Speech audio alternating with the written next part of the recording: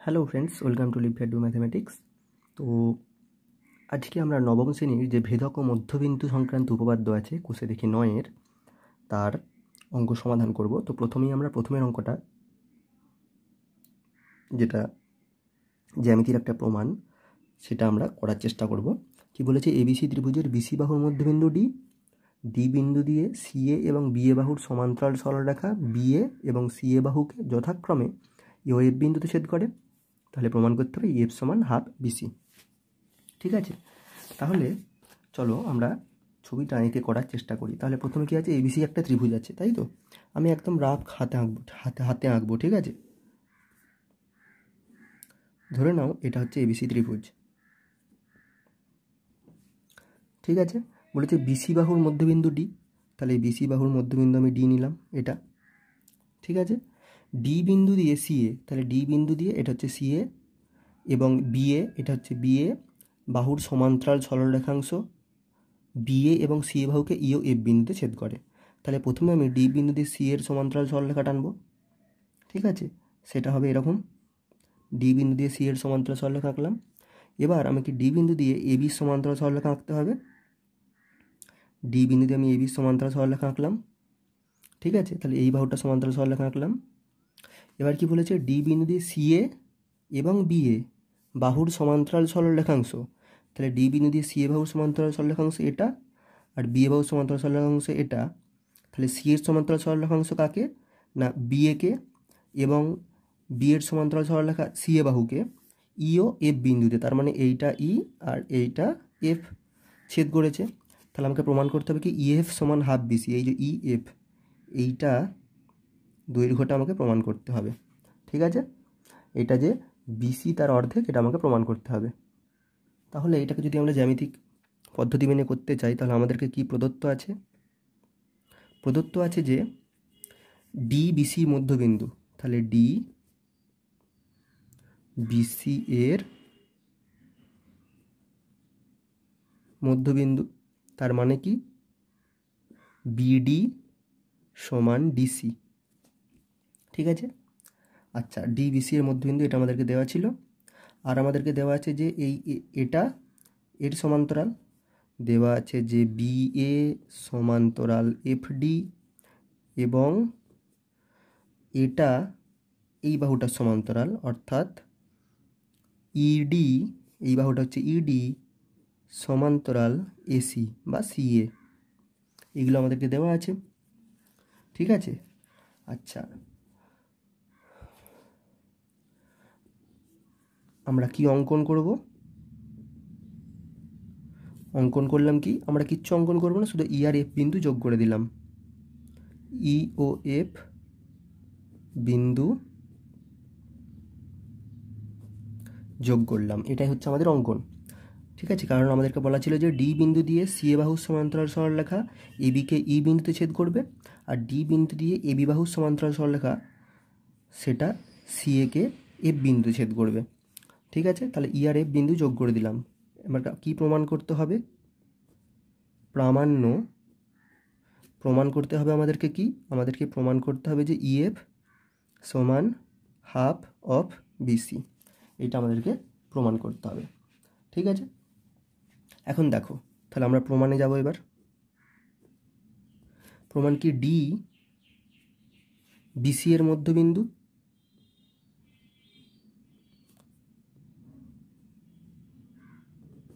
এবং এফডি সমান্তরাল AB, FD সমান্তরাল এবি বা বিএ। তাহলে কি বলতে পারি, অর্থাৎ ত্রিভুজের কোনো বাহুর মধ্যবিন্দু দিয়ে অপর বাহুর যদি সমান্তরাল সরলরেখা, কোনো বাহুর মধ্যবিন্দু দিয়ে ত্রিভুজের যদি দ্বিতীয় বাহুর সমান্তরাল সরলরেখা টানা হয়, সেটি তৃতীয় বাহুকে তৃতীয় বাহুর কি হবে, সমদ্বিখণ্ডিত করবে। অর্থাৎ এফ বিন্দুটা কি এসি এর মধ্যবিন্দু, অতএব এফ এসি এর মধ্যবিন্দু। আবার একইভাবে দেখো, ডি বিসি এর মধ্যবিন্দু, তাহলে লিখে দিলাম ডি বিসি এর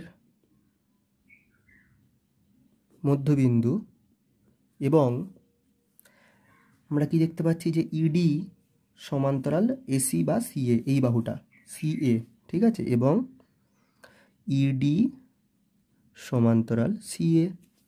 অতএব একইভাবে কি বলতে পারি, ই এবি এর মধ্যবিন্দু হবে, কারণ ত্রিভুজের কোনো একটি বাহু, সেটা হচ্ছে বিসি, তার মধ্যবিন্দু দিয়ে দ্বিতীয় বাহু সিএ এর সমান্তরাল সরলরেখা ইডি অঙ্কন করা হলে সেটি তৃতীয় বাহু এবিকে যেই বিন্দুতে ছেদ করেছে ই বিন্দুতে, সেই বিন্দুটি কী হবে, এবি এর মধ্যবিন্দু হবে। অতএব ই এবি এর মধ্যবিন্দু, ঠিক আছে। এখন দেখো, ই এবি এর মধ্যবিন্দু আর এফ এসি এর মধ্যবিন্দু, তাই তো, এটা আমরা পেলাম। এখন কি পেলাম, তাহলে আমরা পেলাম যে ই এবি এর মধ্যবিন্দু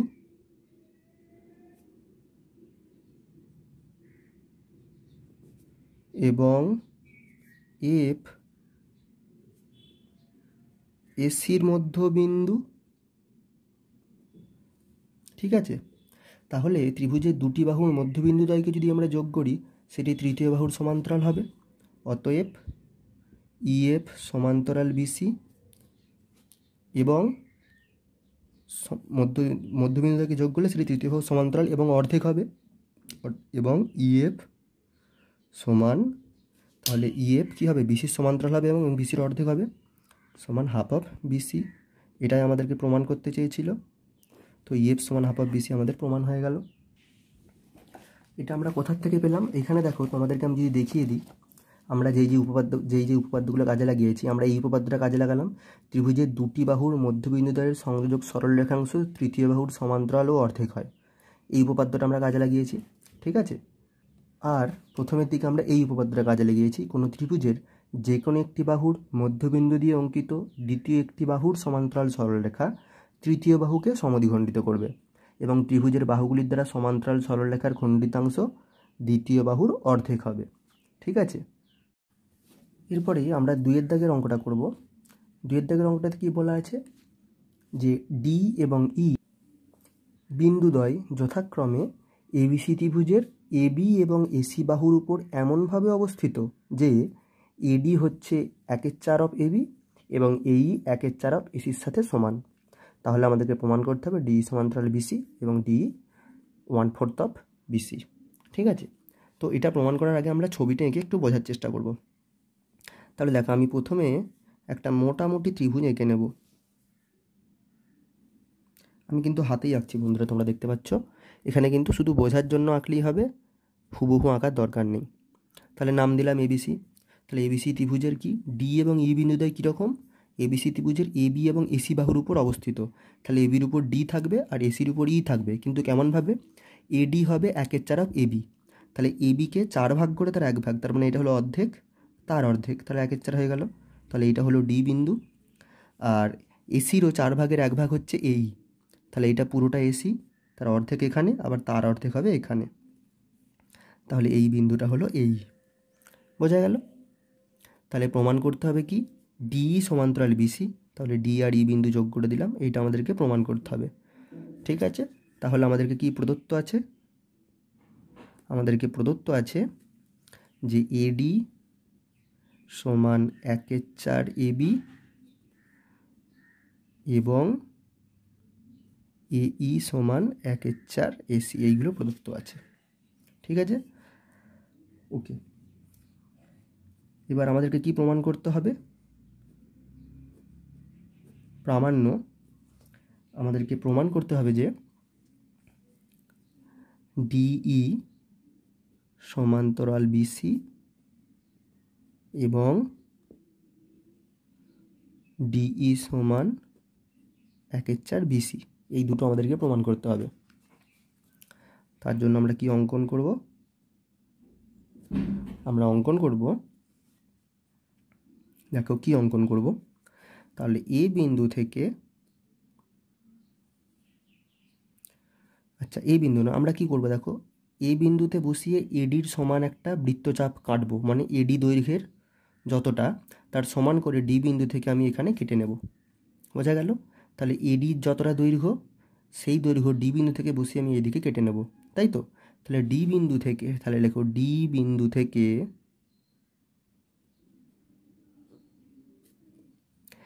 এডি এর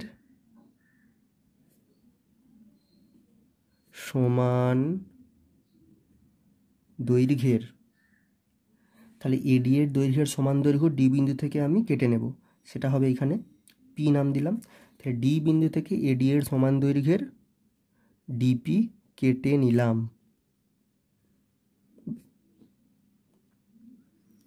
ঠিক আছে, একইভাবে ই বিন্দু থেকে ই এর সমান দৈর্ঘ্যের ই কিউ কেটে নিলাম। তাহলে এইটা এখানে হবে কিউ, এই এর যতটা দৈর্ঘ্য ই কিউ এর দৈর্ঘ্যও তাই তো। তাহলে এখন দেখো, অতএব আমি কি পাচ্ছি, যতটা এডির দৈর্ঘ্য ততটাই ডিপির দৈর্ঘ্য। আচ্ছা, এটা আমি অঙ্কনের মধ্যে লিখব না, এবার প্রমাণের মধ্যে ঢুকবো আমি। তো প্রমাণের মধ্যেই লিখব। তাহলে আমি কি পাচ্ছি, আমার এখন আছে এডি যতটা দৈর্ঘ্য ডিপি ততটাই দৈর্ঘ্য। অতএব এপি সমান কি, এডি প্লাস ডিপি সমান এডি প্লাস ডিপির জায়গায় এডি লিখতে পারি, তার মানে 2AD। আবার এডি সমান আমাদেরকে কী দেওয়া ছিল, 1/4 AB, তাহলে 2 ইন্টু এডির জায়গায় বসিয়ে দেবো 1/4 AB, তার মানে হাফ AB। তাহলে এপি সমান হাফ AB, তাহলে এপি হচ্ছে এবি এর অর্ধেক, তার মানে অতএব কি, পি এবি এর মধ্যবিন্দু। ঠিক আছে। আচ্ছা, আবার একইভাবে আমরা কি দেখাতে পারবো, এ কিউ সমান এই প্লাস ই কিউ সমান এই প্লাস, এই দেখো এই আর ই কিউ তো সমান ছিল, যেহেতু এই সমান ই কিউ। কেন সমান, কারণ ই বিন্দু থেকে এই এর সমান দৈর্ঘ্যের ইকিউ কেটে নিয়েছি, তাহলে এই এর যতটা দৈর্ঘ্য ইকিউ এর তাই দৈর্ঘ্য, তাহলে এই আর ইকিউ সমান, তার মানে ইকিউ এর জায়গায় আমি কি লিখতে পারি, এই লিখতে পারি, তার মানে 2AE হয়ে গেল। তাহলে 2 ইন্টু এই সমান আবার 1/4 AC আমাদেরকে দেওয়াই ছিল, এই সমান 1/4 AC দেওয়াই ছিল, তাহলে 2 ইন্টু 1/4 AC সমান হাফ AC। তাহলে এ কিউ হচ্ছে এসি এর অর্ধেক, এ কিউ এসি এর অর্ধেক, তার মানে কিউ বিন্দু এসি এর মধ্যবিন্দু, অতএব কিউ এসি এর মধ্যবিন্দু। ঠিক আছে, এবার আমি কি করব, অঙ্কনের মধ্যে আরেকটু এক্সট্রা অঙ্কন করব, আমি পি আর কিউ বিন্দু যোগ করে নেব, তাই তো। তাহলে অঙ্কনের মধ্যে লিখলাম পি এবং কিউ বিন্দু যোগ করলাম। তাহলে পি আর কিউ বিন্দু যোগ করে দিই। ঠিক আছে, এখন দেখো ত্রিভুজ এপি কিউতে কি, ত্রিভুজ এপি কিউতে কি আছে, আমরা কি জানি, এই যে ত্রিভুজটা, এখানে আমরা অঙ্কন অনুযায়ী এডি সমান ডিপি, তাই তো, এডি সমান ডিপি অঙ্কন অনুসারে।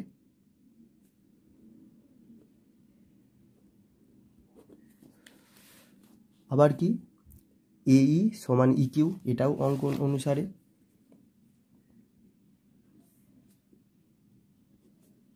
এটাও অঙ্কন অনুসারে। ঠিক আছে, তার মানে কি, দেখো এডি সমান ডিপি মানে কি, ডি বিন্দু এপি এর মধ্যবিন্দু, তাহলে এইটার থেকে আমরা কি বলতে পারি, ডি এপি এর মধ্যবিন্দু। আবার এই সমান ইকিউ মানে কি, এই দেখো এই আর ইকিউ সমান মানে কি, ই এ কিউ এর মধ্যবিন্দু।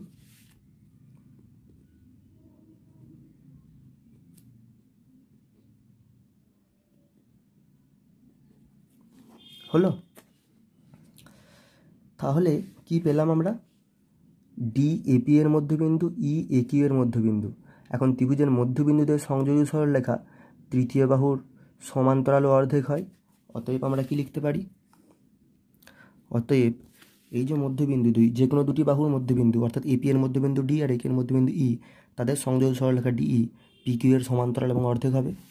অতএব ডিই সমান্তরাল পিকিউ এবং ডিই সমান হাফ পিকিউ। ঠিক আছে, আবার আমরা এখানে কি পেয়েছি দেখো, পি এবি এর মধ্যবিন্দু অর্থাৎ এই পি বিন্দুটা এবি বাহুর মধ্যবিন্দু, আর কিউ এসি এর মধ্যবিন্দু অর্থাৎ কিউ বাহুটা এসি এর মধ্যবিন্দু। অতএব যদি আমরা বড় ত্রিভুজটা এবিসি কল্পনা করি, তাহলে এই বড় ত্রিভুজটার এবি বাহুর মধ্যবিন্দু পি এবং এসি বাহুর মধ্যবিন্দু কিউ, তাহলে পি কিউ বিসি এর সমান্তরাল এবং অর্ধেক। তাহলে লেখো আবার, যেহেতু পি এবি এর মধ্যবিন্দু এবং কিউ এসি এর মধ্যবিন্দু, অতএব পি কিউ সমান্তরাল বিসি এবং পি কিউ সমান হাফ অফ বিসি। ঠিক আছে, তাহলে আমি কি পাচ্ছি, ডি পি কিউ এর সাথে সমান্তরাল, পি কিউ বিসির সাথে সমান্তরাল, অতএব ডিই সমান্তরাল বিসি, এবং এখানে কি ছিল, ডিই সমান হাফ অফ পি কিউ, এখানে আমরা পি কিউ পেলাম হাফ অফ বিসি, তাহলে হাফ ইন্টু পি কিউ এর জায়গায় কী বসাবো, পি কিউ এর জায়গায় বসাবো হাফ অফ বিসি, সমান কত হলো, 1/2 আর 1/2 গুণ করলে হবে 1/4 বিসি। এটাই প্রমাণ করতে দিয়েছিল যে ডিই সমান্তরাল বিসি এবং ডিই 1/4 অফ বিসির সাথে সমান, প্রমাণ হয়ে গেল। তাহলে ডিই পি কিউ এর সাথে সমান্তরাল, আবার পি কিউ বিসির সাথে সমান্তরাল, সেই জন্য ডিই বিসির সাথে সমান্তরাল, এবং এইটা আর এইটা ব্যবহার করে আমি প্রমাণ করলাম যে ডিই 1/4 অফ বিসি। এই দুটোই প্রমাণ করতে দিয়েছিল আমাদের, প্রমাণ হয়ে গেল।